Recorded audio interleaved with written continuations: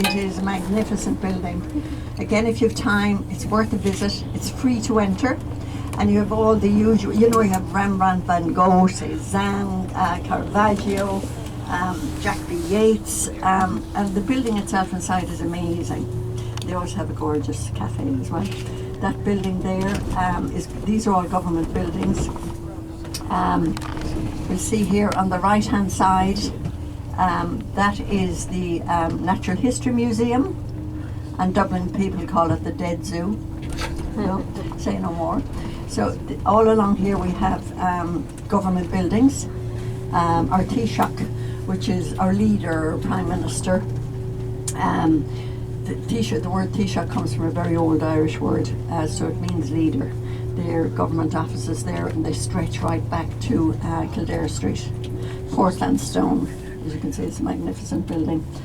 And we have a very, like these are all Georgian houses, and we have a very nice hotel there, the Marion Hotel, and this one is 3 of the houses turned into a hotel, but it's in keeping with its, you know, Georgian architecture and everything inside. It's a gorgeous hotel actually. So there are actually 5 Georgian squares in Dublin, and this is one of them. That one we passed is Marion Square, and they were built through a period between 1714 and 1830, when through the reign of 4 kings, all called George. But it started, you know, an era of, you know, more plan-led development in Dublin, because Dublin would have been a medieval city, and it was a bit all over the shop. That's one way of putting it. So this architecture, you know, it just started a kind of a more civilized, you know, setup, shall we say, for want of a better word. So all the Georgian houses are very similar, and there's a very strong. Are you okay?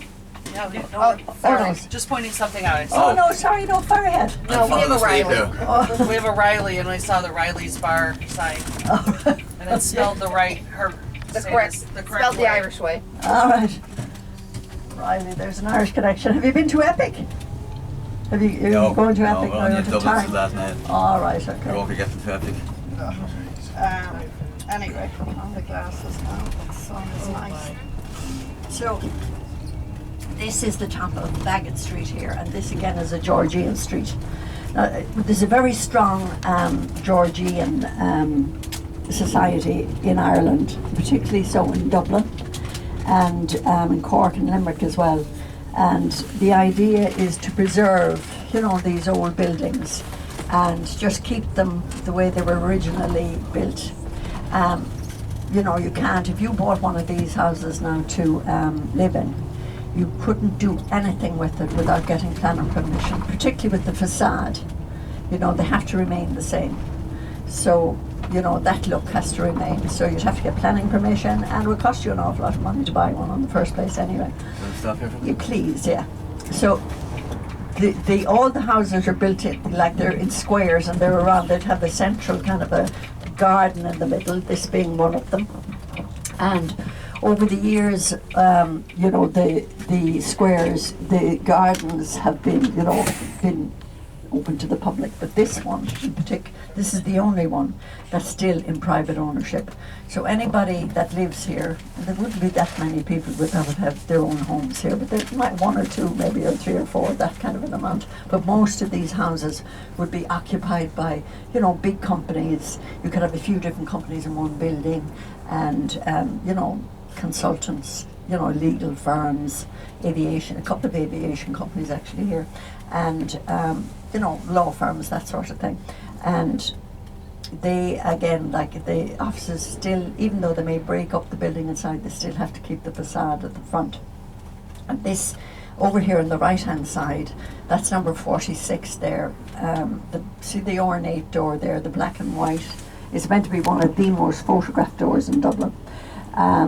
Because it's different to all the rest from the point of view of it's a double door, and all the others are single doors.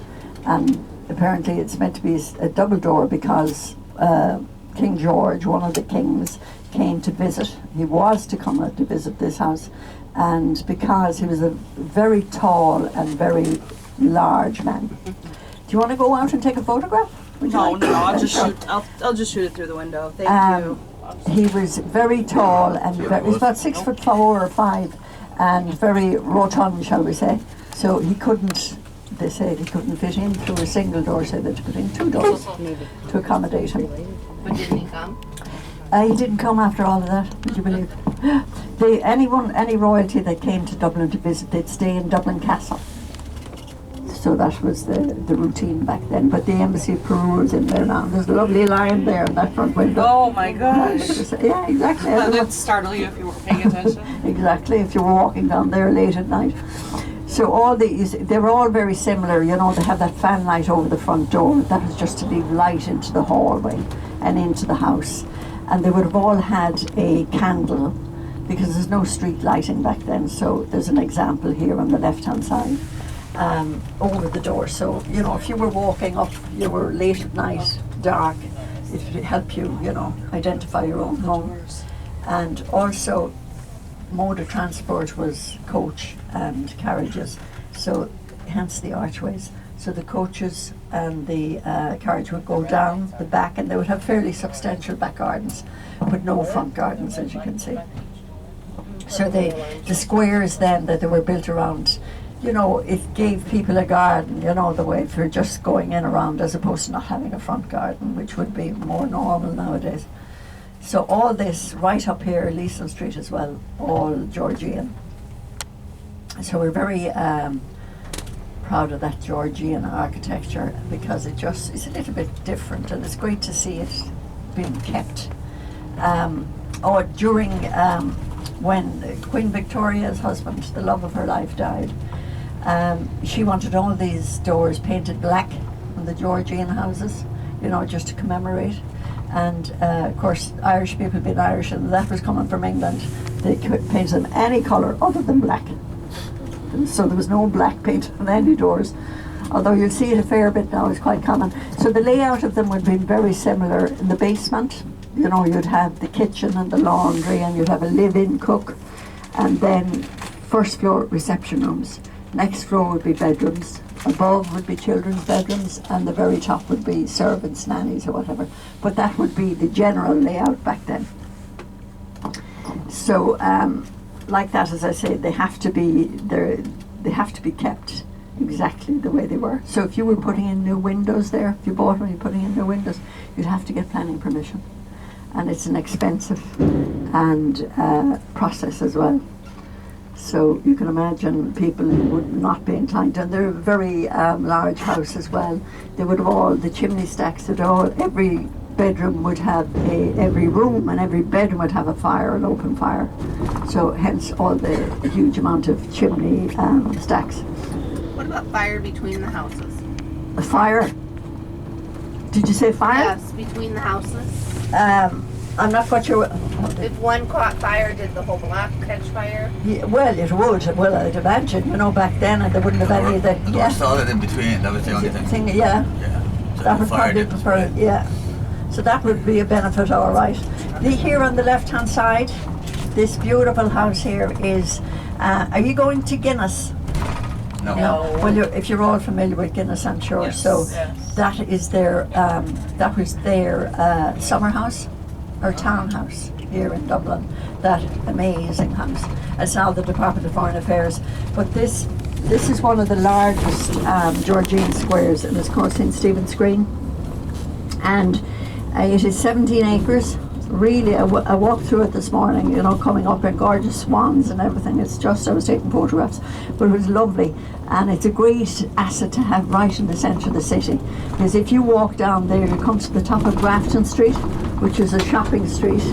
So, and there's a lot of offices around. So, you know, this sort of weather, people go in and use the park a lot. It's a great park, and it's a Victorian layout. There's a lake in there, and, you know, it's really beautiful. The Guinness family, when they had their house there, so every house around the square would have a key to the park, but Guinness bought up all the keys or got the rights to the park and paid every household whatever it was at the time. So then the Guinness family decided they left the the park to the citizens of Dublin.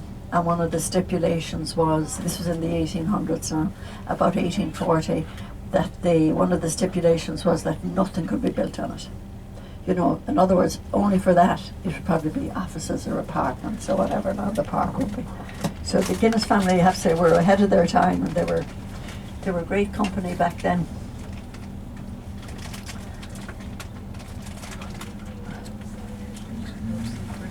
So you're starting or finishing holiday? Airport tomorrow morning. Oh, Back is it? home, yeah. After 8 days.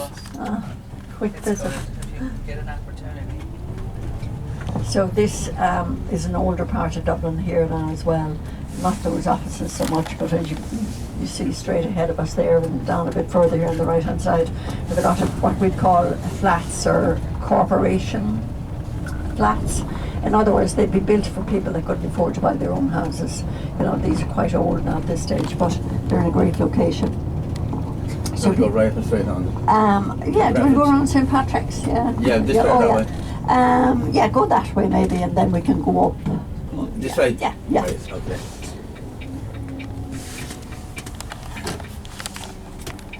Or it should be nice to see St. Patrick's as well. Do you mind? Do you want to go the other way then? Yeah, is that okay? No, that's Sorry okay. about Yeah, this. no, whichever way you want to go. Yeah, because you get a better view. Yeah, you get the front of St. Patrick's. Yeah, Some people want to go that way on them. Yeah, I know, I Right? know. I'm doing it myself, I'm just doing my own thing, you know.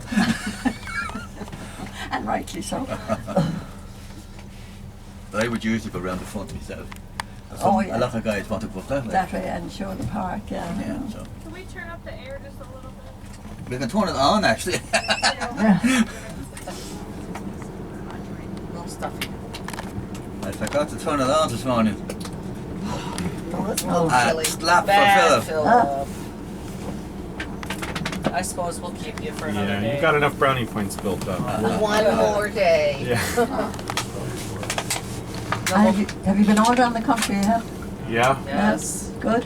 Philip's Oh, wonderful. done a wonderful job taking us everywhere. I absolutely. know. It's fantastic. Is that right? Take a bow. Both of us. Well, I have lovely people with me now. Oh, Yeah, That helps. that certainly does. yes, you say that we're here. Talk to them when we're not around. I know, in general, I find that, you know, people are really, and you're on holiday in good form anyway, and if something disastrous happens, True. hopefully not. So here, we're at the back of St. Patrick's Cathedral now. We have two very old cathedrals in Dublin. St. Christchurch is the one you're going to later, that is the oldest, and St. Patrick's is a little bit younger, but not much though. And we get a better view now as we go around, but it has in it a choir, which I'm sure will be of interest to you, and the choir, there's a choir school, so it's a normal school up to the age of 12 before they move on to the second level, and the choir school was set up in 1432 and it is still functioning, and the children play, you know, they sing in the cathedral every day for about 5 or 10 minutes during their school term, obviously not during their holidays. So you'll just see it on the corner here. And just further down at the side, it's difficult to see it now, we have the Marsh Library, which is one of the first public libraries in Ireland, dates back to the 16th century. And it's still, some of the old manuscripts are still in there, and again, you can visit, but the hours are a bit irregular, so it's not that easy. You want to have it well planned. So this is the choir school there on the right hand side, the brown stone building there, since 1432, and this is St. Patrick's. It's a beautiful cathedral. They have St. Patrick's Park at the side here, and St. Patrick, our patron saint. So the church is called after him, even though it was Catholic at one stage, but now it'll be Anglican, or Church of Ireland. But St. Patrick is said to have converted children to Christianity, not children, but all people to Christianity in there on the right hand side. So there's a well, it's marked in there, so hence that's where the cathedral gets its name. You want to do Cook Street? Yeah, we could do that, or we could, you know, Change their religion. go under the bridge, whatever suits, yeah. Bizarre.